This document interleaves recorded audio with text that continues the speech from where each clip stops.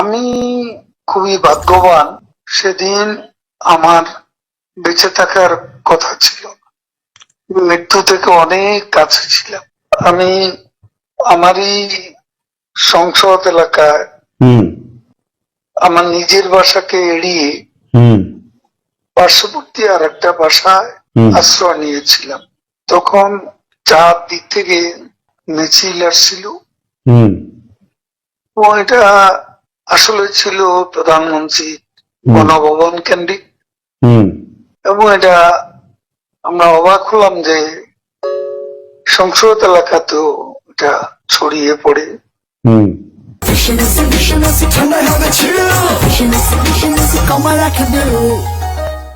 এবং একটা লুটপাটের যে লুম্পেন স্টাইলের কতগুলো ঘটনা ঘটে, এবং সেখানে বিভিন্ন ধরনের লোক আসে, এবং এদের মধ্যে বেশিরভাগই মনে হয়েছে এটা কোন রাজনৈতিক অভ্যুত্থান, এটা লুটপাটের অভ্যুত্থান।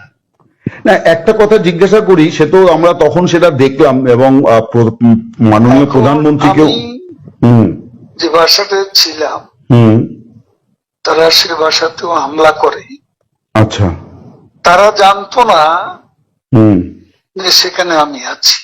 আচ্ছা, আমার বাসা তারা লুটপাট করেছে, কিন্তু যে বাসায় আমি গিয়ে আশ্রয় নিলাম সেখানে তারা হামলা করবে এটা আমি ভাবতে পারি। কিন্তু সেখানেও দেখলাম যে অনেক লোকজন ঢুকে পড়ে এবং তারা ভাঙচুর লুটপাট করতে থাকে। আমি আমার স্ত্রী সহ আমরা বাথরুমে ঢুকিয়ে যাই, অনেকক্ষণ ছিলাম, প্রায় 5 ঘন্টা। তারপর একটা পর্যায়ে এরা তো ওই বাথরুমের ভিতর সেখানেও কমোড, বেসিন এগুলো তো লুটপাট করেছে সব জায়গায়।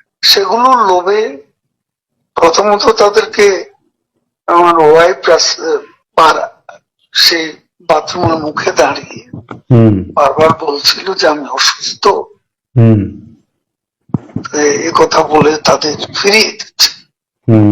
তো একটা পর্যায়ে তারা এই বাথরুমে যেগুলো আছে সেগুলো লুট করার জন্য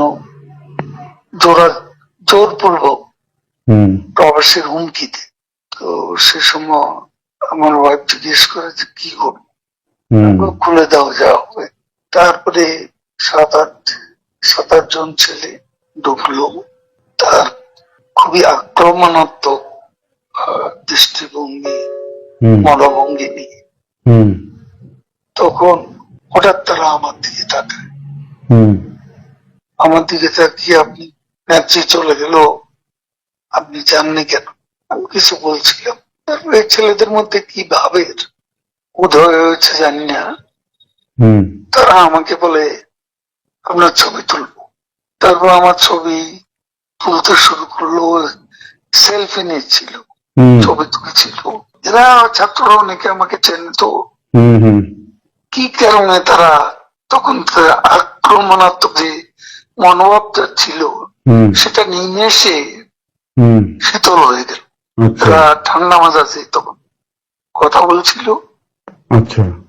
এদের মধ্যে আবার এক পর্যায়ে একটা গ্রুপ তারা চেয়েছিল আমাকে রাস্তায় সেনাবাহিনী হাতে তুলে দিতে, কেউ কেউ আবার এটাও চেয়েছিল যে জনতার হাতে তুলে দিতে।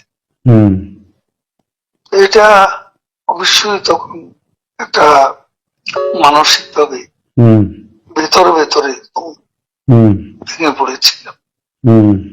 এরপর এরা এদের একটা শার্ট, এদের ওই ব্যাজ, লাল পতাকা শোভিত ব্যাজ লাগিয়ে আবার কালো একটা মুখে একটা মাস্ক দিয়ে আমাকে হাঁটতে হাঁটতে সংসদ এলাকা থেকে বড় রাস্তা, গণভবন অভিমুখী রাস্তা, ওখানে নিয়ে যায়। ওখানে নিয়ে হঠাৎ করে কোত্থেকে একটা ট্যাক্সি আসে, হুম একটা ইজি বাইক, হুম সেটা খালি ছিল, হুম ওখানে কোনো গাড়ি ঘোড়া কিছু ছিল না। হুম ওটা হঠাৎ করে কেন যেন এসে পড়ল, হুম হয়তো আমার ভাগ্য। এরা দুজনে আমাকে নিয়ে, আমার ওয়াইফকে নিয়ে ওটাতে উঠলো আর বলতে লাগলো, ওতে তো অসংখ্য মানুষ, হুম চেক আপ সব জায়গায়। এরা বলতে লাগলো যে আমাদের চাচা চাচি অসুস্থ, হুম হাসপাতালে নিচ্ছি, হুম ডিস্টার্ব করবে না।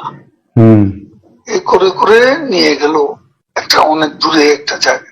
তো এটা হলো, ভাবতেও পারেনি ওরা যখন বাথরুমে ঢুকলো যে বেঁচে হুম। থাকে।